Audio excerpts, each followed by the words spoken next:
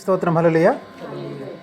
ఈ సమయంలో మనందరం కూడా మరి ఒక ప్రాముఖ్యమైనటువంటి సత్యాన్ని ఈరోజు మనం నేర్చుకుందాం. కొరింథీయులకు రాసిన 2వ పత్రిక 3వ అధ్యాయము. కొరింథీయులకు రాసిన 2వ పత్రిక 3వ అధ్యాయము మనం 6వ వచనం నుండి మనం 11వ వచనం వరకు ధ్యానం 6వ వచనం నుండి 18వ వచనం వరకు 6 నుండి 18వ వచనం వరకు మనం ధ్యానం చేయగలిగితే అందులో ఒక ప్రాముఖ్యమైనటువంటి కొన్ని సంగతులను మనం చూడగలం. ఇవి నేను మీకు క్లుప్తంగా పరిచయం చేయడానికి ప్రయత్నం చేస్తాను. ఇవి అంటే ఈ ప్యాసేజ్ని నేను ధ్యానించినప్పుడు ప్రభు నాకు తెలియచేసినటువంటి విషయాలని నేను మీ ముందు ఉంచాలని ఆశపడుతున్నాను. దీనికి మనం ఏమని టైటిల్ పెట్టుకోవచ్చు అంటే అక్షరార్థమైన పరిచర్య, ఆత్మ సంబంధమైన పరిచర్య. అక్షరార్థమైన పరిచర్య, లెఫ్ట్ సైడు ఇది కంపారిజన్ అన్నమాట. ఎడమవైపు ఏమో అక్షరార్థమైన పరిచర్య, కుడివైపు ఏమో ఆత్మ సంబంధమైనటువంటి పరిచర్య. ఓకే, ఈ రెండు రకాలైనటువంటి పరిచర్యలను గురించి ఈ భాగంలో మనం చూడగలం. అయితే దీనికంటే ముందు మరొక విషయాన్ని చెప్పి నేను ముందుకెళ్తాను. ఈ రోజుల్లో చాలామంది ఎలా ఉన్నామంటే మనకి బైబిల్ స్టడీ అనేది బాగా జరుగుతుంది. బైబిల్ నాలెడ్జ్ చాలా ఉంది మనకి.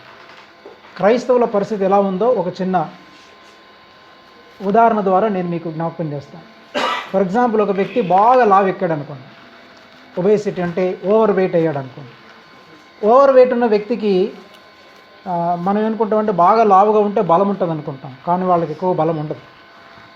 కారణం ఏంటంటే ఎక్కువగా కొవ్వు చేరిపోయినటువంటి వ్యక్తి, బాగా కొవ్వు పట్టినటువంటి వ్యక్తి అంటే వాళ్ళకి ఆ వెయిట్ వల్ల ఫ్యాట్ చేరుతుంది కానీ వాళ్ళకి స్ట్రెంగ్త్ ఉండదు అనమాట. చాలా ఓవర్ వెయిట్ ఉన్నవాళ్ళు అంటే వాళ్ళ వెయిట్కి కంటే ఎక్కువగా వెయిట్ ఉంటుంది.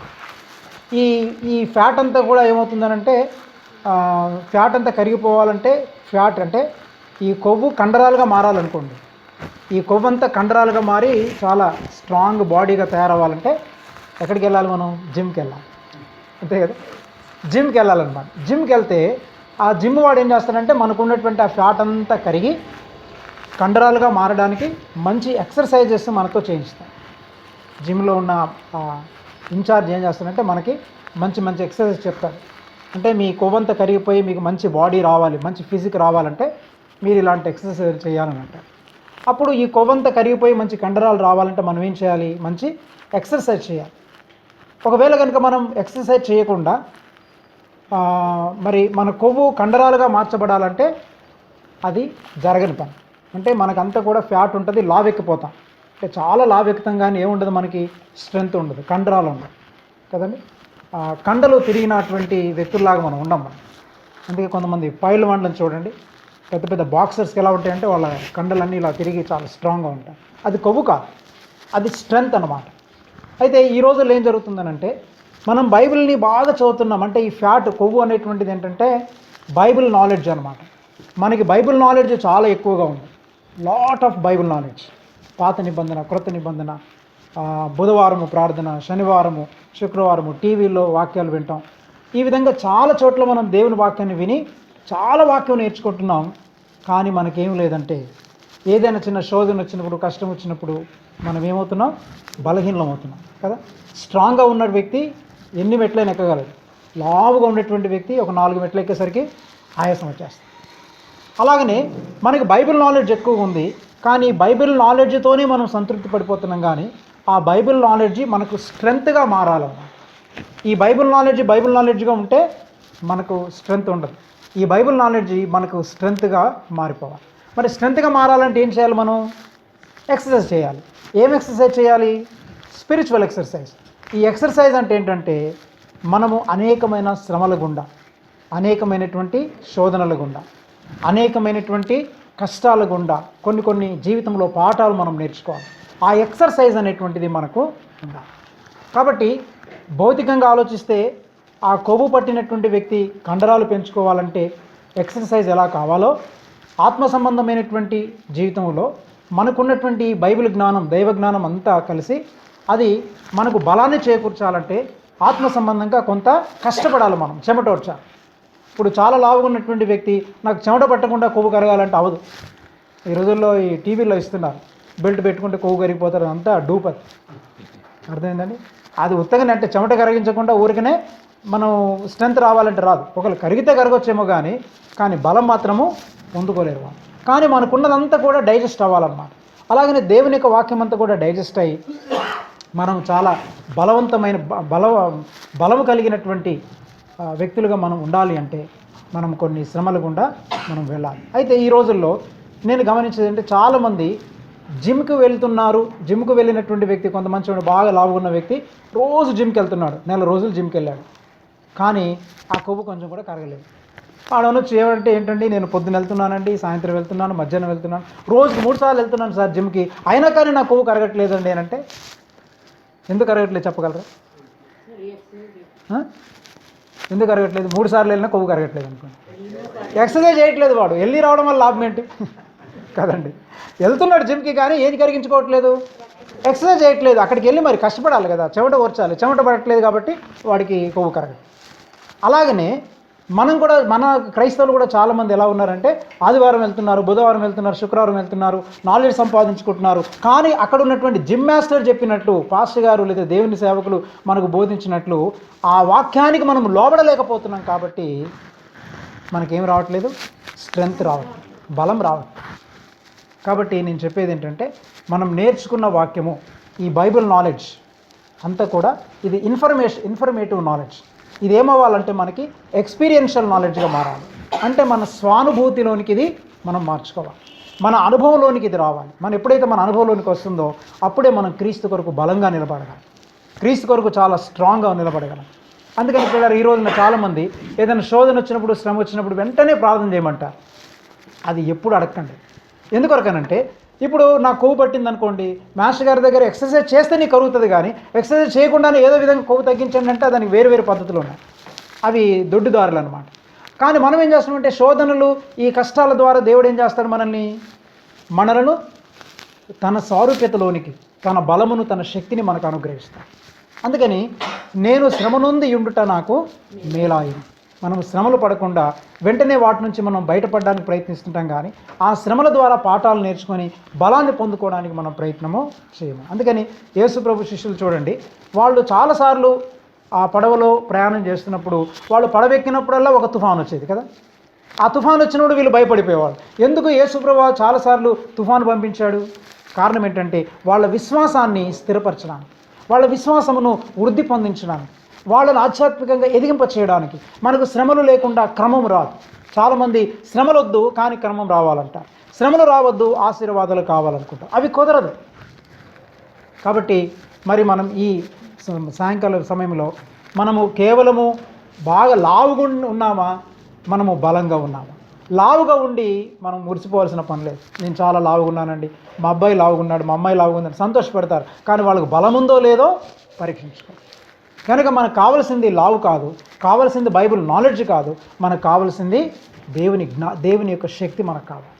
మరి ఆ శక్తిని సంపాదించుకోవాలంటే ఇక్కడ రాసినటువంటి ఈ వాక్య భాగంలో చూస్తే పాత నిబంధనకి క్రొత్త నిబంధనకి మధ్య ఉండేటువంటి తేడా, మనం క్రొత్త నిబంధనలో 3 పుస్తకాలను మనం చూడగలం. ఒకటి కొరింథీయులకు రాసిన 2వ పత్రిక, తర్వాత గలతీయులకు రాసిన పత్రిక, తర్వాత హెబ్రీయులకు రాసిన పత్రిక.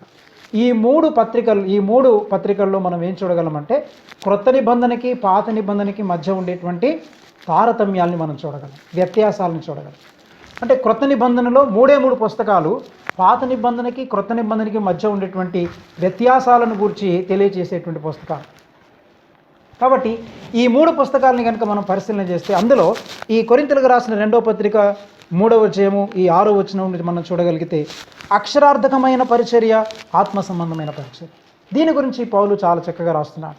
ఈ పౌలు వీరి గురించి ఏం చెప్తున్నాడంటే ఏది అక్షరార్థకం, ఏది ఆత్మ సంబంధమైనది.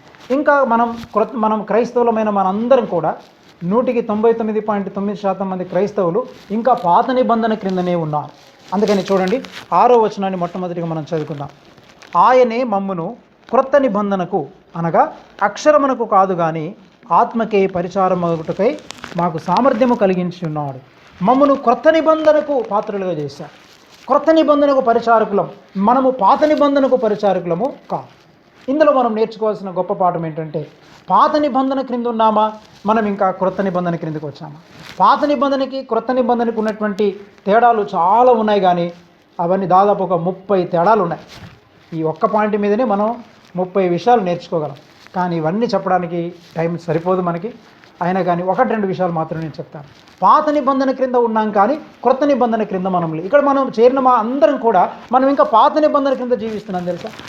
కనుక నేను ఏం కోరుతున్నానంటే, మనము పాత నిబంధన క్రింద నుండి క్రొత్త నిబంధనకు మనం మారాలి.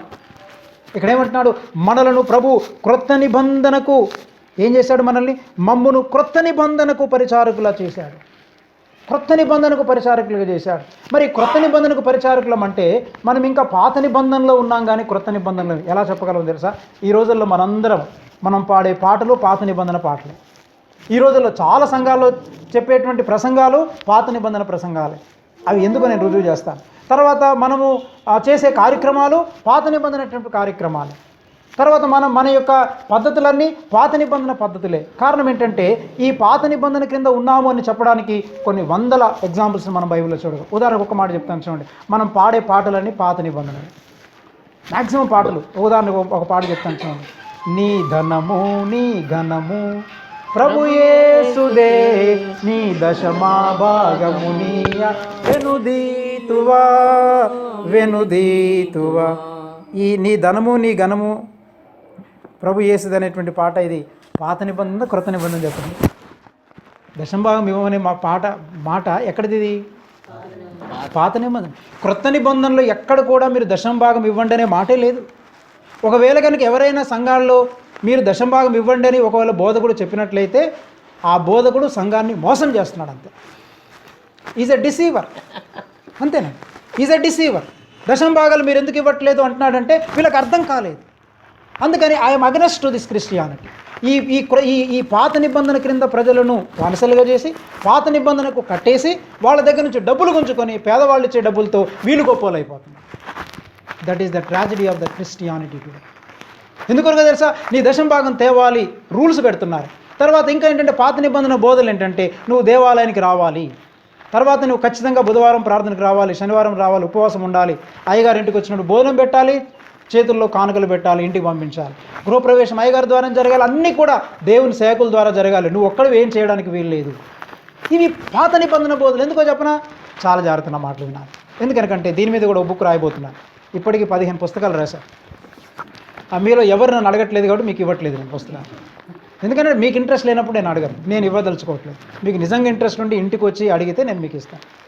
అయితే ఈ పాత నిబంధనకు సంబంధించిన విషయం ఏంటంటే, జాగ్రత్త వినాలి. పాత నిబంధన క్రొత్త నిబంధనకి, ఈ పాత నిబంధన అనేటువంటిది కొట్టివేయబడిందని బైబిల్లో ఎన్నిసార్లు రాయబడిందో, ఎన్నిసార్లు నేను చూపించిన రండి చూడండి. కొన్ని విషయాలు మీకు చూపిస్తాను. ఎందుకంటే మనం నా మాటల మీద మీరు బేస్ అవ్వద్దు, దేవుని వాక్యం మీద మనం బేస్ అవ్వాలి. ఎందుకంటే దేవుని యొక్క వాక్యమే మనకి ఫైనల్ కాబట్టి. పాత నిబంధన కొట్టివేయబడింది. నేను గబగబ చెప్తాను, రెఫరెన్స్ రాసుకోండి. నంబర్ 1 హెబ్రీ పత్రిక 7:18-19. హెబ్రీ పత్రిక 7:18-19. అక్కడ ఏమని రాయబడింది చదవండి 1 by 1. ఒక్కొక్కరు గబగబ తీయండి, మిగతా వాళ్ళు మనం చదువుదాం ఇవన్నీ కూడా.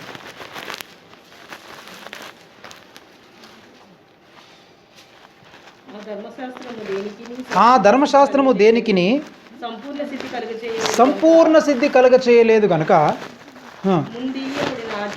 ముందియ్యబడిన ఆజ్ఞ బలహీనమైనందున నిష్ప్రయోజనమైనందున అది నివారణ చేయబడి ఉన్నది. చాలా. సో ధర్మశాస్త్రం ఏం చేయబడింది? నివారణ చేయబడింది. నివారణ చేయబడ్డం అంటే కొట్టివేయబడింది, నివారణ చేయబడింది. ఇక అది లేదు.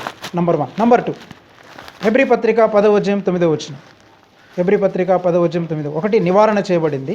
2వది ఆయన నీ చిత్తము నెరవేర్చుటకు ఇదిగో నేను వచ్చి ఉన్నానని చెప్పుచున్నాడు. ఇవన్నీ ధర్మశాస్త్రము చెప్పున అర్పింపబడుచున్నవి. ఆ రెండవ దానిని స్థిరపరచుటకు, అది ఆ రెండవ దానిని స్థిరపరచుటకు మొదటి దానిని కొట్టివేయుచున్నాడు. మొదటిదేంటి? పాత నిబంధన. రెండవదేంటి? క్రొత్త నిబంధన. ఇప్పుడు దేన్ని స్థిరపరుస్తున్నాడు, దేన్ని కొట్టేస్తున్నాడు? క్రొత్త నిబంధనని స్థిరపరుస్తున్నాడు, పాత నిబంధనని కొట్టివేయుచున్నాడు. కాబట్టి రెండవ దానిని స్థిరపరచడానికి మొదటి దానిని నేను కొట్టివేయుచున్నాను. కాబట్టి అది కొట్టివేయబడింది. మూడవది 2 కొరింథీయులకు రాసిన పత్రిక 3వ అధ్యాయం 14వ వచనం. 2 కొరింథీ 3:14. 2 కొరింథీ 3:14.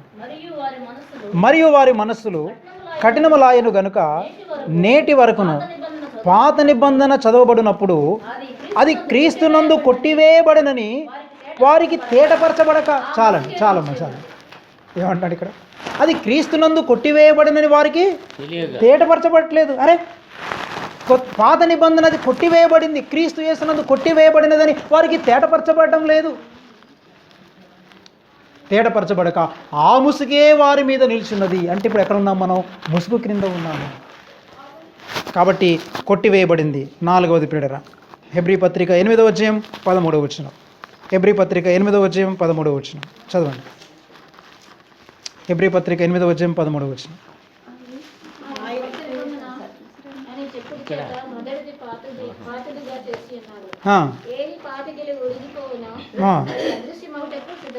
చూసారమ్మా ఏమంటున్నారు ఇక్కడ? మొదటి దానిని ఆయన ఏమన్నాడు? ఆయన క్రొత్త నిబంధన అని చెప్పుట చేత మొదటిది పాతదిగా. మొదటిది ఏమైపోయింది? క్రొత్త నిబంధన అంటే అర్థం ఏంటన్నమాట? పాతది ఉన్నట్టేగా, అంతే కదండి. ఇది క్రొత్తది అని అంటే అర్థం ఏంటి? మనం అంటే సార్ ఈ బైక్ కొత్తదా పాతది అంటే ఇది కొత్త సార్ అంటే మరి ఇంకొకటి పాతది అంటే తెలియకుండానే ఇది క్రొత్తది అని చెప్పడం ద్వారా మొదటి దానిని పాతదిగా చేసి ఉన్నాడు. చదవమ్మా. ఏది పాతగిలి ఉడికిపోవునో అది అదృశ్యమగుటకు సిద్ధముగా ఉన్నది. చాలా, అది ఉడిగిపోయి అదృశ్యమగుటకు సిద్ధముగా ఉన్నది. అదృశ్యం అనే మాటకి ఇంగ్లీష్ బైబిల్లో ఆబ్సొలీట్ అనేటువంటి మాటను మనం చూడగలం. ఉందండి, వ్యానిష్, ఆబ్సొలీట్ అని అంటారు. ఆబ్సొలీట్ అనే మాటకు అర్థం ఏంటంటే ఇక్కడ రాయబడింది ఏంటంటే హెబ్రీ 8:13లో అదృశ్యమగుటకు సిద్ధముగా ఉన్నది అని అంటే అది చల్లనిది. చెక్కు చల్లదు, డేట్ అయిపోయింది. 2015వ సంవత్సరం చెక్ ఇచ్చామనుకోండి, చెల్లుతుందా ఇప్పుడు? చల్లదు. ఎందుకని? అది అవుట్డేటెడ్ అయిపోయింది. చల్లని చెక్కు, చల్లనిది. దాని అర్థం ఏంటంటే ఇక్కడ అదృశ్యమగుటకు సిద్ధముగా ఉన్నదనే మాటకు అర్థం ఏంటంటే చల్లనిది, పురాతనమైనది, వాడుకలో లేదు. అర్థమైందండి? చల్లనిది, పురాతనమైనది, వాడుకలో లేదు. అంటే వాడుకలో లేదంటే ఇంకొక మాటలో చెప్పాలంటే ఎక్స్పైర్డ్. ఎవరైనా ఎక్స్పైర్డ్ మందును వాడతారా? మా పాపకి ఎక్స్పైర్డ్ డేట్ ఉన్నటువంటి ఒక క్రోసిన్ ట్యాబ్లెట్ తీసుకొచ్చి వేస్తానా? మీ పిల్లలకి ఎప్పుడైనా ఎక్స్పైర్డ్ డేట్ అండి, ఇది 500 రూపాయలండి సార్, 5 రూపాయలకి ఇస్తాను సార్, లేదా ఫ్రీగా ఇస్తానంటే ఫ్రీగా వస్తుంది కదా అని చెప్పేసి ఫినాయిల్ తాగేస్తాం మనం? చెప్పండి. ఫ్రీగా వచ్చేదంటే చాలామంది ఫినాయిల్ కూడా తాగుతారంటారు, ఒక సామెత ఉంది కదా. అంటే ఈ 5 రూపాయలకు వచ్చేస్తుంది కాబట్టి ఇది సింపుల్గా ఉంది, కానీ గబగబా ఆ ఎక్స్పైర్డ్ డేట్ ఉన్న దాన్ని తీసుకెళ్ళి మనము వాడము, మన పిల్లలకి వాడము. ఎక్స్పైర్డ్ అయిపోయింది ఇదంతా. అయితే ఈ ఎక్స్పైర్డ్ అయింది అనేటువంటి విషయము విశ్వాసులకు తెలియట్లేదు, పాస్టర్లకు అంతకంటే తెలియట్లేదు. ఒకవేళ పాస్టర్కి తెలిసినా కానీ ఇది చెప్తే వాళ్ళకు ఉండేటువంటి డబ్బులు పోతాయి, వాళ్ళకున్న ఆధారాలు పోతాయి, వాళ్ళకు ఉండేటువంటి సేవలు పోతాయి.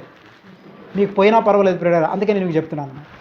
మీరు వాటిని పోగొట్టుకోవడానికి ఇష్టపడితేనే మీరు నిజమైన సేవకులు అవుతారు తప్ప మీరు వాటిని కాపాడుకోవడానికి ఇష్టపడితే you cannot be the true servants of God. ఎందుకనంటే మనం ఏదో విధంగా కాపాడుకోవడానికి ప్రయత్నం చేస్తున్నాం. ఎందుకంటే ఈ రోజుల్లో మన విశాఖపట్నంలో మన గట్టిగా నిలబడి మీరు చేసే తప్పయ్యే బాబు, ఈ సరైన బోధలో జీవించండి చెప్పే నాదుడు లేడు మనకు. అసలు అర్థమైందండి?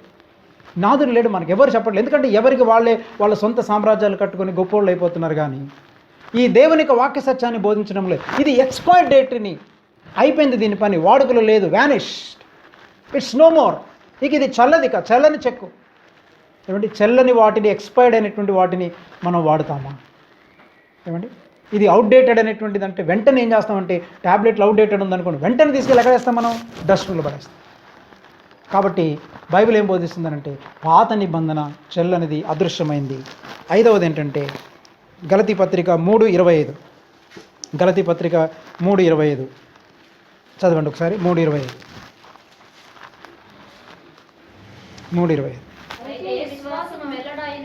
అయితే విశ్వాసము వెల్లడి ఆయను గనుక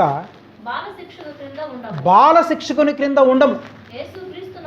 యేసుక్రీస్తునందు మీరందరూ విశ్వాసం వలన ఆగండి. ఏమంటున్నాడు ఇక? అంటే దానిపై వచనం చదవమ్మా, 22వ వచనం చదవండి, 24వ వచనం, గలతీ 3:24. కాబట్టి తీర్చబడినట్లు క్రీస్తునొద్దకు మనలను నడిపించుటకు, అది అండి ధర్మశాస్త్రం ఎందుకు ఇచ్చాడు దేవుడు? మనల్ని క్రీస్తునొద్దకు నడిపించడానికి ప్రైమరీ లెసన్ అనమాట, ప్రైమరీ పుస్తకం అది. ఇప్పుడు యూకేజీలోకి వెళ్ళాలంటే ఎల్కేజీ పాఠాలు నేర్చుకునే బుక్ ఎలా ఉంటుందో ఆ విధంగా ఎల్కేజీ బుక్ అనమాట. ఎందులోకి ఎల్కేజీ చదివితేనే నువ్వు ఎక్కడికి వెళ్తావు? యూకేజీకి వెళ్తావు. అలాగనే ఈ ధర్మశాస్త్రాన్ని దేవుడు ఎందుకు ఇచ్చాడు? మనలను క్రీస్తునొద్దకు నడిపించుటకు. ధర్మశాస్త్రము మనకు బాలశిక్షకుడు ఆయను గనక, ఇప్పుడు విశ్వాసము వెల్లడి ఆయను గనక ఇకను మనము బాలశిక్షకుని క్రింద ఉండము. కాబట్టి బాలశిక్షకుని క్రింద ఉండము అని అంటే దాని అర్థం ఏంటి? ధర్మశాస్త్రం క్రింద ఉండేవి ఇక మనకు వర్తించవు. బలులు వర్తించవు, దశంభాగాలు వర్తించవు, గుళ్ళు గోపురాలు వర్తించవు, దేవాలయాలు వర్తించవు. అవన్నీ పాత నిబంధన క్రింద ఉన్నాయి. అందువలన ఇవి మనకి ఇక వర్తింపవు కనుక మనం బాలశిక్షకుని క్రింద ఉండకూడదు మనం. కానీ విచారం ఏంటంటే మనం ఇంకా బాలశిక్షకుని క్రిందే ఉంటున్నాము. అందుకే చాలా పాటలు ఈ పాత నిబంధనకు సంబంధించిన పాటలే. చాలా పాటలు దేవుని సన్నిధికి రావాలి, తర్వాత ప్రసంగాలు కూడా మీరు దేవుని సన్నిధికి వస్తే మీకు ఆశీర్వాదం వస్తుంది, దేవుని సన్నిధిలో ఉంటే మీకు దీవెన కలుగుతుంది, దేవునికి మీరు ఇస్తే దేవుడు మీకు ఇస్తాడు. ఇవన్నీ కూడా అబద్ధాలు, నేను నమ్మను. దేవునికి ఇస్తే మీకు ఇస్తాడు కాదు, దేవునికి ప్రేమతో మీరు ఇవ్వడం మీరు నేర్చుకోవాలంతే. అంతేగాని ఏదో కండిషన్ పెట్టి మీరు ఇస్తే ఇస్తాడు, ఇది బిజినెస్ కాదు. ఆయన ఇచ్చినా ఇవ్వకపోయినా నువ్వు ఇవ్వాలి కాబట్టి ఇవ్వాలంతే. మన పిల్లలకు చూడండి, పెద్దోళ్ళు అయిన తర్వాత ఈ పిల్లలను పోషిస్తారనే ఉద్దేశంతో మనం వాళ్ళు పెంచుతామా? కాదు. వాళ్ళు మనల్ని పెంచినా పెంచకపోయినా, వాళ్ళు మనల్ని చూసినా చూడకపోయినా మన బాధ్యత కాబట్టి మనం వాళ్ళకి భోజనం పెడతాం, మన బాధ్యత కాబట్టి మనం వాళ్ళని ప్రేమిస్తున్నాం. సో దేవునికి ఇవ్వడం అనేటువంటిది ఏంటంటే అవుట్ ఆఫ్ లవ్, మన ప్రేమతో మనం దేవునికి ఇవ్వడం మనం నేర్చుకోవాలి. అది మనం అలవాటు చేయాలి. అందువలన ధర్మశాస్త్రం క్రింద మనం ఇక ఉండము. 6వది ఏంటంటే కొలసీ పత్రిక 2వ అధ్యాయము 17వ వచనం చదవాలి. కొలసీ పత్రిక 2:17 వచనములు మనం చూడగలిగితే అక్కడ కూడా ఇంకో మాట చూద్దాం మనం. ఇవి రాబో వాటి ఛాయే కానీ నిజస్వరూపము కలిగినవి కాదు. చాలా ఇవన్నీ ఏంటన్నమాట, ఇవన్నీ రాబోవు వాటి యొక్క ఛాయగలదియే కానీ నిజస్వరూపం ఎక్కడుంది? క్రీస్తులో ఉంది. అంటే ధర్మశాస్త్ర సంబంధమైన క్రియలన్నీ ఎలాంటివి? ఇవన్నీ నీడ వంటివి. ఇదంతా కూడా ఫోటోగ్రాఫ్. ఎలాంటివి చెప్పండి? ఫోటోగ్రాఫ్. ఫర్ ఎగ్జాంపుల్ ఎవరైనా మా ఇంటికి వచ్చి మీ వైఫ్ ఎక్కడ ఉందనంటే నేను ఫోటో చూపిస్తానా మా ఆవిడని చూపిస్తానా? చెప్పండి, మాట్లాడట్లేదు. కఠినంగా ఉందా బోధ? చెప్పండి. అదే ఇంటికి వస్తే మీ ఆవిడ ఎక్కడ ఉందంటే ఏమంటాం? ఫోటో చూపించేసి ఇదిగోండి మా ఆవిడే ఫోటో అంటామా? ఎక్కడికి వెళ్ళినా కానీ ఫోటో పట్టుకుని మావిడని తిరుగుతామా? కాదు. ఎవరైనా మన ఇంటికి వచ్చినప్పుడు ఇంట్లో ఉన్నారనుకోండి, లేదా బయటికి వెళ్ళిందండి లేదా వస్తారంటే అని అంటాం. కానీ పరిచయం చేయాలంటే ఎవరిని చూపిస్తానంటే ఇక మావిడ అంటే చూపిస్తాం మనం. అంటే ఫోటో చూపించాం, ఇక రియల్ పర్సన్ వచ్చేంతవరకే ఫోటోతో పని. రియల్ పర్సన్ వచ్చిన తర్వాత ఇక ఫోటోతో పని. పెళ్ళయ్యేదాకే ఫోటోతో పని. పెళ్ళైన తర్వాత కూడా ఫోటో జేబులో పెట్టుకుని ఆ ఫోటోను పట్టుకొని డార్లింగ్ నువ్వు చాలా బాగున్నావు, మన ఇద్దరం కలిసి బీచ్కి వెళ్ళిపోదామని ఆవిడ ముందే మనం అంటూ ఆ ఫోటోను జేబులో పెట్టుకుని బీచ్కి వెళ్ళాం అనుకోండి.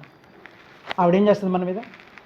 భార్య పక్కన పెట్టుకొని ఫోటోతో అన్నాం అనుకోండి, ఫోటోను పట్టుకొని నాకు భోజనం పెట్టు, ఫోటోను పట్టుకొని నాకు మంచి నీళ్ళు అని అంటున్నామంటే మనము పిచ్చోళ్ళు, మెంటల్. అంటే ఈరోజు ఏం జరుగుతుందంటే ధర్మశాస్త్రం అనేది ఛాయ వంటిది. ఎంతవరకు పనిచేసింది? యేసుక్రీస్తు వచ్చేంత వరకు పనిచేసింది. కానీ యేసుక్రీస్తు వచ్చిన తర్వాత ఇక మనం ధర్మశాస్త్ర సంబంధమైన క్రియలు చేయవలసిన పని లేదు. కాబట్టి ధర్మశాస్త్రం నీడ వంటిది. తర్వాత 7వది ఏంటంటే హెబ్రీ పత్రిక 8వ అధ్యాయం 7వ వచనం. హెబ్రీ పత్రిక 8వ అధ్యాయం 7వ వచనం. ధర్మశాస్త్రం ఎలాంటిది? అక్కడ మనం ఏలయనగా ఆ మొదటి నిబంధన లోపము లేనిదైతే రెండవ దానికి అవకాశం లేదు. అంటే ధర్మశాస్త్రము లోపము గలది. ధర్మశాస్త్రం ఏం గలది? లోపం గలది. మళ్ళీ లోపం అంటే దేవుడేదో తప్పుడు సూత్రాలు ఇచ్చాడని కాదు. ఇక్కడ ధర్మశాస్త్రం లోపం గలదంటే అర్థం ఏంటి అంటే అది చేయగలిగినంత వరకే చేస్తుంది, ఇక దానికి మించి అది చేయదు. ఫర్ ఎగ్జాంపుల్ మిక్సీ ఉందనుకోండి, మిక్సీలో మనం ఒక 1/2 కేజీ పప్పు మాత్రమే వేసి గ్రైండ్ పట్టాలి.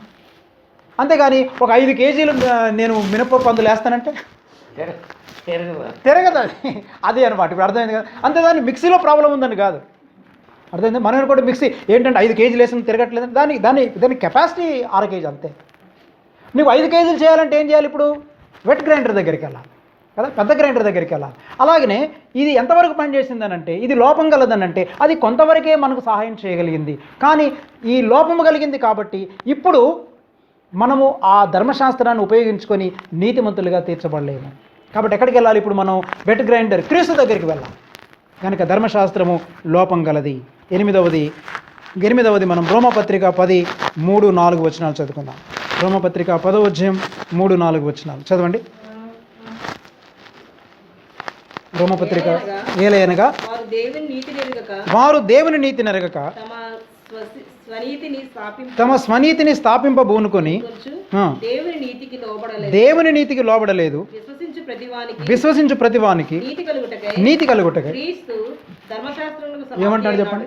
విశ్వసించు ప్రతివానికి నీతి కలుగుటకై యేసుక్రీస్తు ధర్మశాస్త్రమునకు సమాప్తి అయి ఉన్నాడు. ఇంత క్లియర్గా ఉంది చూడండి. ధర్మశాస్త్రానికి సమాప్తి అయి ఉన్నాడు. ఈజ్ ఫినిషింగ్ ద లా అన్నమాట. ఈ చెప్పాలంటే ఆ ధర్మశాస్త్రం అంతటికి సమాప్తి అయి ఉన్నాడు. ఈ ఫుల్ఫిల్డ్ ద లా, కంప్లీట్గా ఆయన సమాప్తి అయి ఉన్నాడు, సమాప్తం చేశాడు ఇంకా. కాబట్టి ఇక మనము ధర్మశాస్త్ర సంబంధమైన క్రియల వలన బ్రతకడానికి ప్రయత్నించేద్దాం. కాబట్టి ఈ చర్చి కట్టాలి బ్రదర్, నేను బిల్డింగ్ కట్టాలి బ్రదర్ అంటున్నారంటే ఇది ఎక్కడుంది? దేవాలయం కట్టడాలని ఎక్కడున్నాయి చెప్పండి? పాత నిబంధన. తర్వాత ఫండ్ రైజింగ్ అనేది ఎక్కడుంది? పాత నిబంధన క్రింద ఉంది. చర్చికి కంపల్సరీ వెళ్ళాలి అంటే ఎక్కడుందన్నమాట? ఇది పాత నిబంధనలో వెళ్ళడం ఉంది. క్రొత్త నిబంధనలో ఎక్కడైనా నాకు చూపించండి మీరు చర్చికి వెళ్ళాలి అనేటువంటి కాన్సెప్ట్ క్రొత్త నిబంధనలు ఉందో చెప్పండి. చర్చికి వెళ్ళాలంటే మనం చర్చికి వెళ్ళడం అని కాదు, దేవుని బిడ్డలు కలుసుకోమన్నారు. కానీ దేవుని బిడ్డలు గ్యాదర్ అవ్వమని చెప్తున్నారు. కానీ మనం గ్యాదర్ అయి ఒకరినొకరం బలపరుచుకొని, ఒకరినొకరము మనం హెచ్చరించుకుంటూ, ఒకరినొకరం ప్రేమించుకుంటూ, దేవునిని మనం ఆరాధించి స్తుతించి ఒకరినొకరం బలపరుచుకొని మనం డిస్పర్స్ అవ్వాలంతే. అది ఉందన్నమాట. అంతేగాని మనం మా ఇతర మతస్థుల్లాగా మీరు కూడా గుడికి వెళ్ళండి, మేము గుడికి వెళ్తామనంటే, అందుకని మన క్రిస్టియానిటీని ఇతర మతాల వలె ఒక మతంగా చేశాము. అందుకే ఏం చెప్తుందనంటే 8 వచనాలు చూపించాను. కాబట్టి నంబర్ 1 ధర్మశాస్త్రము నివారణ చేయబడింది. నంబర్ 2 అది ధర్మశాస్త్రము కొట్టివేయబడింది. 3వది అదృశ్యమైంది. 4వది కూడా ధర్మశాస్త్రం కొట్టివేయబడింది. 5వది ధర్మశాస్త్రం క్రింద ఇక ఉండొద్దు అంటున్నాడు. 6వది ధర్మశాస్త్రం ఛాయ అని చెప్తుంది. 7వది ధర్మశాస్త్రము లోపం గలది. 8వది ధర్మశాస్త్రమునకు క్రీస్తు సమాప్తి అయి ఉన్నాడు. కాబట్టి ఇక ధర్మశాస్త్ర సంబంధమైన క్రియలను చేయడానికి మనము ప్రయత్నించాలి. పండగలు, ఈవెన్ క్రిస్మస్ కానివ్వండి, గుడ్ ఫ్రైడే కానివ్వండి, ఈస్టర్ కానివ్వండి, ఈ పండగలన్నీ ఇక్కడ ఏం చేస్తున్నామంటే ఈ పండగలన్నీ కూడా పాత నిబంధనకు సంబంధించినవి. అంటే క్రొత్త నిబంధనలో యేసుక్రీస్తు శిలువను గురించి ధ్యానం చేయొద్దని నేను చెప్పట్లేదు, ఆయన పునరుత్థానమును గురించి మనం స్టడీ చేయొద్దని నేను చెప్పట్లేదు. కానీ ఇది ఇక భారమైనటువంటి ఒక పండగ లాంటిది ఏం కాదు. మనం క్యాజువల్గా ఆయన శిలువను ధ్యానం చేస్తాం, ఆయన పునరుత్థానాన్ని మనం జ్ఞాపకం చేసుకుంటాం.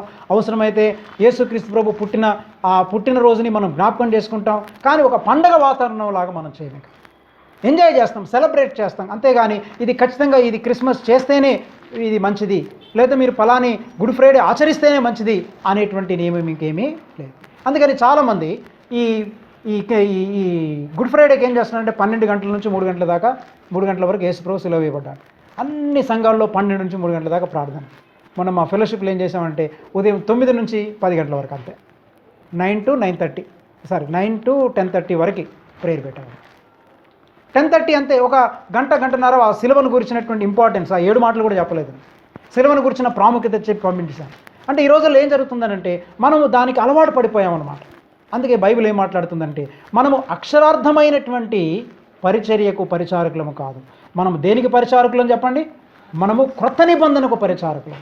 అలాగనే పాత నిబంధనలో గమనించండి, పాత నిబంధనలో ఇశ్రాయేలు ప్రజలందరినీ ఎవరు నడిపించారు? సింగిల్ మ్యాన్, ఒకే ఒక ప్రవక్త ఉండేవాడు, మోషే నడిపించాడు. ఏలియా, మరి ఎలీషా కానివ్వండి, ప్రవక్తలందరూ కూడా ఒక్కొక్కలే మనం చూడగలం. ఆ ఏరియాలో ఆ కాలంలో ఒక ప్రవక్త నడిపించాడు. కానీ క్రొత్త నిబంధనకు వచ్చేసరికి ఎలా ఉంది? క్రొత్త నిబంధనలో సంఘం ఏర్పడింది, పెద్దల చేత నడిపించబడాలి. అందుకని మన క్రైస్తవ సంఘాల్లో చూడండి, సింగిల్ మ్యాన్ పాస్టర్సే ఉన్నారు, కానీ ఈ పెద్దల సమూహంతో నడిపించబడేటువంటి సంఘాలు లేవు. తర్వాత pastors working for salaries, that is also against the scriptures. ఎందుకు చెప్తున్నానంటే మనము బైబిల్ని సరిగా చదవడం లేదు. బైబిల్ మనకు బోధించేటువంటి పద్ధతి వేరు. మనం దేవుణ్ణి ఎలా సేవించాలి, ఎందుకు సేవించాలనంటే ప్రభువును ప్రేమిస్తున్నాము కాబట్టి మనం సేవించాలంటే, అంతే తప్ప మనకేదో జీతం వస్తుందని, లేదా మన కుటుంబాన్ని పోషించుకోవాలని, మనం దేవుని సేవ చేస్తున్నాం కాబట్టి మనం తినుటకు అర్హులమని, ఇలాంటి ఉద్దేశాలతో మనం సేవ చేయడం కాదు. అందుకని ప్రియులారా, ఈ క్రొత్త నిబంధన క్రింద ఉండేటువంటి వారముగా మనం ఉంటున్నామా? అయితే ఈ క్రొత్త నిబంధన క్రింద ఉండేటువంటి వాళ్ళుగా మనం ఉంటే, ఈ క్రొత్త నిబంధన క్రైస్తవునికి ఉండేటువంటి ఒక 4 లక్షణాలు మీకు జ్ఞాపకం చేస్తాను చూడండి.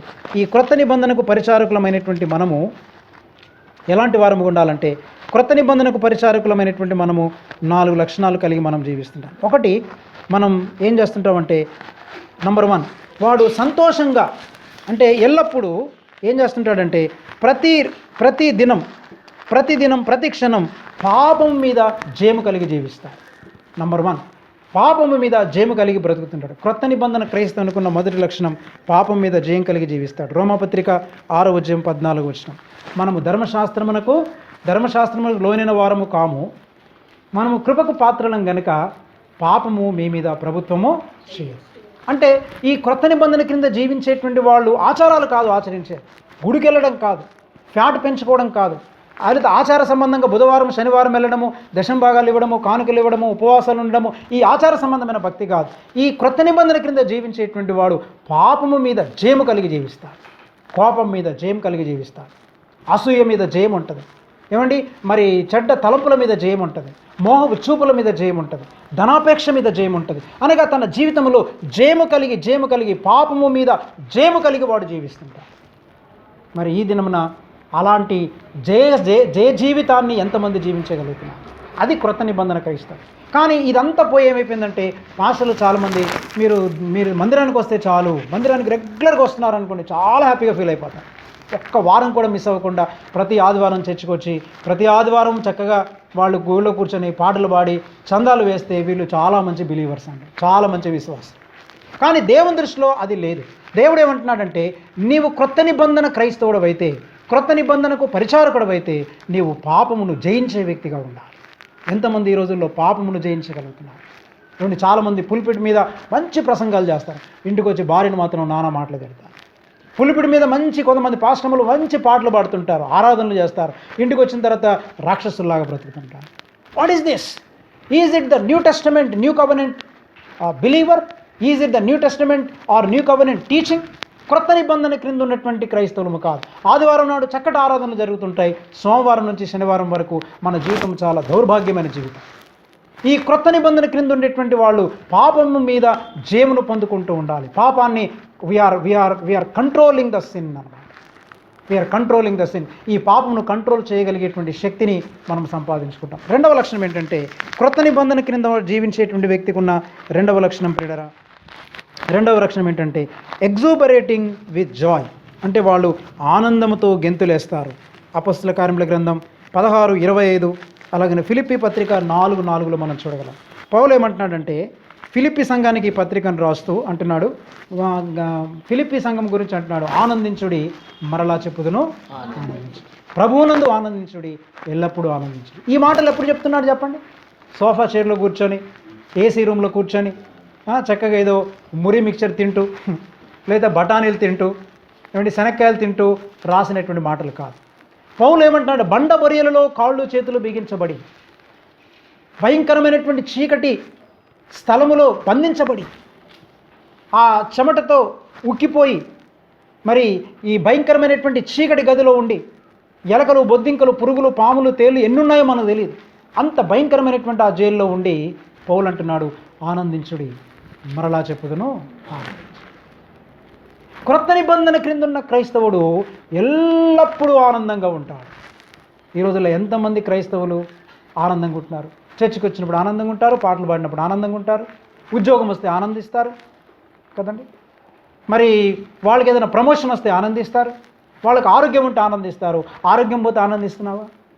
ఏమంటే జాబ్ పోయినందుకు praise God, I lost my job అని ఎంతమంది చెప్పగలరు చెప్పండి? ప్రైజ్ ద లార్డ్, దేవుని కృపను బట్టండి, మా పిల్లలు ఫెయిల్ అయ్యారండి, దేవునికి స్తోత్రం అని చెప్పగలమా? ఎంతమంది చెప్పగలరు? ఎగ్జూబరేటింగ్ విత్ జాయ్ అనగా అత్యధికమైనటువంటి ఆనందంతో ఎగిరి గెంతులేస్తుంటారు. పౌలు శీలని బంధించి చెరసాల్లో వేస్తే వాళ్ళిద్దరు ఏం చేస్తున్నారు? అర్ధరాత్రి వేళ వీళ్ళకేం పోయే కాలం వచ్చిందో అని ప్రజలందరూ అనుకుని ఉంటారు. అయినా కానీ అర్ధరాత్రి వేళ వీళ్ళు ఏం చేస్తున్నారంటే నీరసంతో నిస్సత్వతతో ఏంటంటే మా జీవితం ఇలా అయిపోయింది, అనవసరంగా సువార్త సేవకు వచ్చాము, అదేదో మేము గవర్నమెంట్ జాబ్ చేసుకున్నా బాగుండేది, ప్రైవేట్ జాబ్ చేసుకున్నా బాగుండేది, ఏదో బతుకుంటే బలిసాగిద్దానని తిని బతుకొచ్చు, ఆ పోయి మనం దేవుని సేవ అంటూ జైల్లో ఇరుక్కుపోయాం. ఈ బాధలు వాళ్ళకి లేవు. ఏమంటారంటే అర్ధరాత్రి వేళ లేచి వారు దేవునికి పాటలు పాడతారు. What a Joy it is. నిజంగా క్రొత్త నిబంధన క్రింద ఉన్న క్రైస్తవుడు అయితే మనము సోమవారం నుంచి శనివారం వరకు, ఆదివారం వరకు every time every day 24/7 we will be with joy. మనం ఆనందముగా సంతోషంగా ఉంటాం. ఏది ఉన్నా ఏది లేకపోయినా, అనారోగ్యం వచ్చిన ఆనందమే, ఏమండి మనకు ఉద్యోగం పైన ఆనందమే, పిల్లలు పాస్ అయిన ఆనందమే, పాస్ అయిపోయిన ఆనందమే, ఇల్లున్న ఆనందమే, ఇల్లు లేకపోయిన ఆనందమే, ఏది ఉన్నా ఏది లేకపోయినా we will be with joy. మరి ఆ విధమైనటువంటి ఆనందము మన జీవితాల్లో కనబడుతుందా? ఇలాంటి ఆనందానికి మనం గురి చేయట్లేదు. అందుకే చాలామంది క్రైస్తవులు చూడండి, సోమవారం నుంచి శనివారం వరకు చాలా అన్నీ పోగొట్టుకున్నట్టు కోల్పోయిన వ్యక్తులుగా, అంతా ఏదో చాలా విచారంగా, చాలా దీనులుగా బ్రతుకుతుంటారు. దీనత్వం అంటే ఏదో పోగొట్టుకున్నట్టుగా ఉంటారు. కానీ క్రొత్త నిబంధన క్రింద ఉండేటువంటి వాళ్ళు ఎలాంటి వారంటే, వారు క్రీస్తు వద్దకు వచ్చారు కనుక క్రీస్తు యేసునందు ఆనందం ఉంది, ఆనందాన్ని వాళ్ళు అనుభవిస్తారు. మూడవది ఏంటంటే, క్రొత్త నిబంధన క్రింద ఉన్నటువంటి క్రైస్తవుడు ఇతరులకు తీర్పు తీర్చాడు. ఇతరులకు తీర్పు తీర్చారు. మత్తయి సువార్త 7:1 ప్రకారం, మత్తయి సువార్త 7:1 ప్రకారం ఇతరులకు తీర్పు తీర్చాడు. అందుకని తీర్పు తీర్చకుడి, అప్పుడు మిమ్మును గూర్చియు తీర్పు తీర్చబడదు. అంటే శపిస్తారు చాలామంది, శాపనార్థాలు పెడతారు. మనకు ఎవరైనా కీడు చేశారనుకోండి, మనం కూడా వాళ్ళని శాపనార్థాలు పెడతాం. కొంతమంది ఏం చేస్తుంటారంటే, మన చర్చికి రాకపోతే, మన దగ్గర రాకపోతే, ఇదిగో నా చర్చికి రావట్లేదు కాబట్టి నీవు నాశనం అయిపోతావు, లేకపోతే నీకు యాక్సిడెంట్ అయిపోద్ది. ఒకవేళ పొరపాటున వాళ్ళకి యాక్సిడెంట్ అయిందని చూసారా, ఆవిడ చర్చికి రాలేదు కాబట్టి అలా అయిందని అంట. ఫూలిష్నెస్. ఇది బుద్ధిహీనత. ఎన్నడూ ఇలాంటి మాటలు మనం చెప్పదు. ఎందుకనంటే తీర్పు తీర్చకూడి, అప్పుడు మిమ్మల్ని గురించి తీర్పు తీర్చబడదు. ఒక విషయం గమనించండి, ప్రపంచంలో మనము ఎవ్వరికీ తీర్పు తీర్చకూడదు. ఎవరికి తీర్పు తీర్చకూడదు. అన్యులైనా విశ్వాసులైనా ఎవరైనా కానీ మనం ఎవరికి తీర్పు తీర్చకూడదు. కానీ ఒక వ్యక్తికి మాత్రం మనం తీర్పు తీర్చవచ్చు. ఎవరు ఆ వ్యక్తి? మా పిల్లలు తప్ప మీరు చెప్పండి. ఎవరికి? ఒక వ్యక్తికి మాత్రం మనం తీర్పు తీర్చగలం. ఎవరికి మనం తీర్పు తీర్చాలి? ఎవరికి తీర్పు తీర్చడానికి వీల్లేదు. కానీ ఒక వ్యక్తికి మాత్రం తీర్పు తీర్చమని బైబిల్ అంటుంది. ఎవరికి తీర్చాలి చెప్పండి. స్టడీ చేస్తున్నారు కదా బైబిల్. ఎవరికి మనం తీర్పు తీర్చగలం? ఒక వ్యక్తికి మాత్రం తీర్పు తీర్చచ్చు బైబిల్. ఇంకెవరికి తీర్చకూడదు మనం.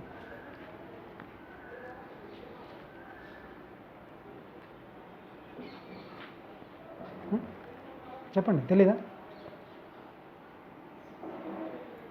రైట్. ఎవరికి తీర్పు తీర్చొద్దు? రండి. కొరింథీయులకు రాసిన మొదటి పత్రిక 11:31. 11:31. కొరింథీయులకు రాసిన మొదటి పత్రిక 11:31 చదవండి. అయితే మనలను మనమే విమర్శించుకొని నెడల తీర్పు పొందకపోదము. చాలు. ఎవరికి తీర్పు తీర్చాలి మనం? ఏదైనా తీర్పు తీర్చుకోవాలనుకుంటే నీకు నువ్వు తీర్పు తీర్చుకో, అంతే. నేను ఇలా జీవించున్నాను కాబట్టి నాకు ఇలాంటి శిక్ష వస్తుంది, ఇలాంటి వ్యక్తిని నేను అని తీర్పు తీర్చుకోవాలనుకుంటే నీకు నీవే తీర్పు తీర్చుకో తప్ప ప్రపంచంలో ఇంకెవ్వరికి మనం తీర్పు తీర్చడానికి. ఎందుకని మనలను మనమే విమర్శించుకొని ఎడల, మనల్ని మనమే తీర్పు తీర్చుకునే ఎడల దేవుని యొక్క తీర్పులోనికి మనము రాకయుందము. అందుకని ప్రియులారా, మనం ఇతరులకు తీర్పు తీర్చొద్దు. నాలుగవది ఏంటంటే, క్రొత్త నిబంధన క్రింద జీవించే వ్యక్తులు హెబ్రీ పత్రిక 10:34 ప్రియులారా, వాళ్ళు ఎలాంటి వారంటే, చదవండి ఒకసారి. హెబ్రీ పత్రిక 10:34. ఎలాగనగా మీరు ఖైదులో ఉన్న వారిని కరుణించి మీకు మరి శ్రేష్టమైనదియు స్థిరమైనదియునైనా స్వాస్థ్యం ఉన్నదని ఎరిగి మీ ఆస్తి కోల్పోవుటకు సంతోషముగా ఒప్పుకొంటిరి. ఏమంటున్నాడు ఇక్కడ? మరియు మీ ఆస్తిని కోల్పోవటకు మీరు సంతోషముగా ఒప్పుకొంటిరి. కాబట్టి నాలుగవ లక్షణం ఏంటంటే, క్రొత్త నిబంధన క్రింద బ్రతికే క్రైస్తవులు 10:34. క్రొత్త నిబంధన క్రింద బ్రతికే క్రైస్తవులు లేక విశ్వాసులు వారు తమ ఆస్తిని కోల్పోవుటకు సంతోషముగా ఒప్పుకుంటారు. చాలా సంతోషంగా ఒప్పుకుంటారు. వాళ్ళు ఏది కోల్పోవాలన్నా కానీ మీ ఆస్తి పోతుందండి, మీ కారు, మీ బండి, మీ ఇల్లు, యేసుక్రీస్తును నమ్ముకున్నందుకు, యేసుక్రీస్తును వెంబడిస్తున్నందుకు మీరు వీటిని కోల్పోతున్నారని చెప్పారనుకోండి, మనం ఎలా చేస్తాం చెప్పండి? మనం వెంటనే పోలీస్ స్టేషన్కి వెళ్ళి కంప్లైంట్ చేయం, లేకపోతే ఆల్ ఇండియా క్రిస్టియన్ కౌన్సిల్కి వెళ్ళి వాళ్ళతో మనం పోరాడం. ఈ రోజున చాలామంది రిజర్వేషన్స్ కోల్పోరు. చాలామంది ఎస్సీ రిజర్వేషన్స్ మీద ఉద్యోగాలు సంపాదిస్తూ, మేము ఎస్సీలమని చెప్పుకుంటూ, వాళ్ళకు వచ్చే రాయితీలను చెప్పుకొని, ఏమంటే వాళ్ళకు వచ్చేటువంటి బెనిఫిట్స్ని పొందుకొని, ఇల్లు కట్టుకోవాలనుకుంటే లోన్స్ పెట్టి ఎస్సీ కార్పొరేషన్ దగ్గర నుంచి ఇవన్నీ తెచ్చుకొని మేము క్రైస్తవులమని చెప్పుకుంటున్నాం. చాలా ఇలాంటి వారు క్రొత్త నిబంధన క్రింద జీవించే క్రైస్తవులు కాదు. ఎందుకంటే వీరు తమ ఆస్తిని కోల్పోవటకు సంతోషంగా ఒప్పుకుంటారు. ఏది పోయినా పర్వాలేదు, నా ఆస్తి పోయినా పర్వాలేదు, నా ఉద్యోగం పోయినా పర్వాలేదు, క్రీస్తును వెంబడిస్తున్నందుకు నేను దేన్నైనా కోల్పోవడానికి సిద్ధంగా ఉన్నానండి అని చెప్పగలుగుతారు. ఆ విధంగా మనం చెప్పగలుగుతున్నాం. అందుకే బైబిల్ ఏమంటుందనంటే మనలను క్రొత్త నిబంధనకు పరిచారకులుగా చేశాడు, మనలో పాత నిబంధనకు పరిచారకులుగా చేయలేదు. అందుకే పిల్లరా, మనం ఇంకా పాత నిబంధన క్రిందనే బ్రతుకుచున్న వాళ్ళని ఉన్నాం. కానీ మన క్రైస్తవ సంఘాలు, ఎంటైర్ క్రిస్టియానిటీ, క్రైస్తవ్యం అంతా ఇంకా పాత నిబంధన క్రిందే ఉంది.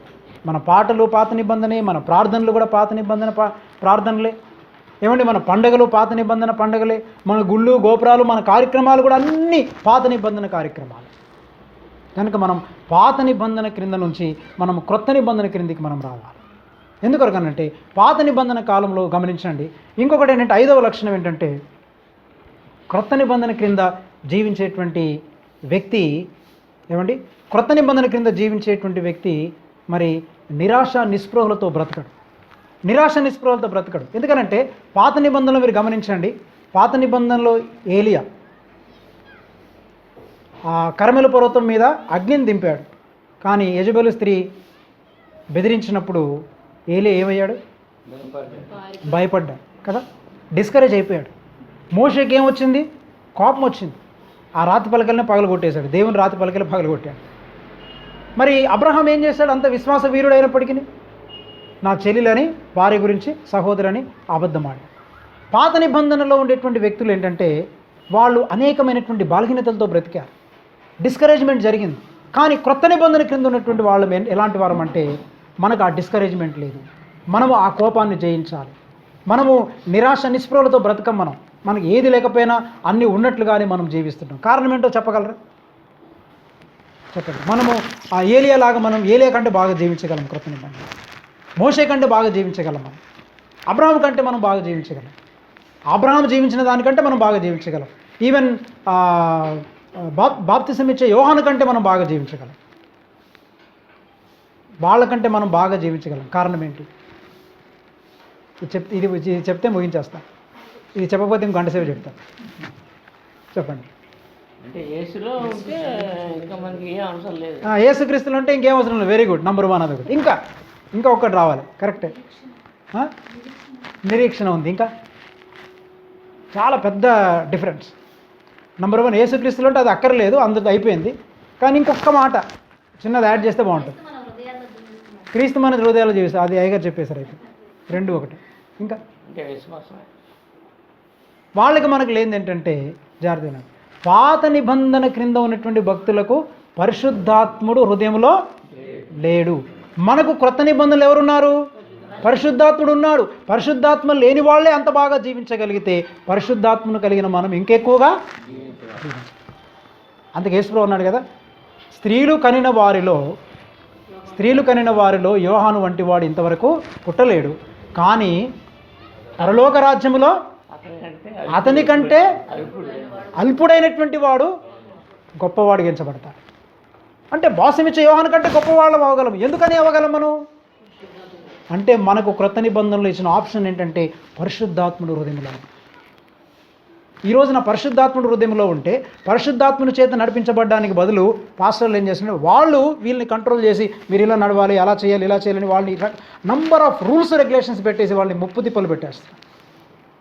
క్రొత్త నిబంధనలో రూల్స్ రెగ్యులేషన్స్ లేవు. పాత నిబంధనలు చూడండి, గొర్రె నడిపించేవాడు, నైవేద్యం నడిపించేవాడు, బలి నడిపించేవాడు ఏం చేయాలి? ఈ లేవి కాండం చదవండి, సంఖ్యాకాండం బోల్డ్ అని రూల్స్ రెగ్యులేషన్స్ ఉన్నాయి. క్రొత్త నిబంధనలు అలా ఉన్నాయా? చెప్పండి. క్రొత్త నిబంధనలు ఎక్కడైనా అసలు గుడికి వెళ్ళమనే లేదు అసలు. నంబర్ 1 ఇక వెళ్ళిన తర్వాత నువ్వు ఈ రూల్స్ ఆ రూల్స్ పాటించాలని ఉందా? మనకి రూల్స్ లేవు. మనల్ని ఎవరు నడిపిస్తున్నారు? పరిశుద్ధాత్మ దేవుడు నడిపిస్తుంది. పాత నిబంధనలో వాళ్ళకి పరిశుద్ధాత్ముడు లేదు. కనుక క్రొత్త నిబంధనలో నివసించే విశ్వాసి పరిశుద్ధాత్మ చేత నడిపించబడుతుంటాడు.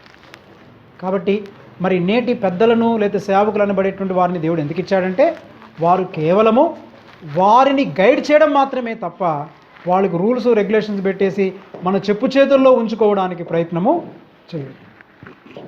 కాబట్టి ప్రియులారా, మరి దేనికి పరిచారకులు? ఇది ఒక పాయింటే చెప్పాను. ఇవి 16 పాయింట్స్ ఉన్నాయి.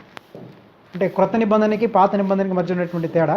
ఈ అక్షరార్థకమైన పరిచర్య, ఈ ఆత్మ సంబంధమైన పరిచర్యలో ఒక విషయం ఏంటంటే పాత నిబంధన, క్రొత్త నిబంధన. అక్షరార్థకమైంది అనేది ఏంటి? పాత నిబంధన.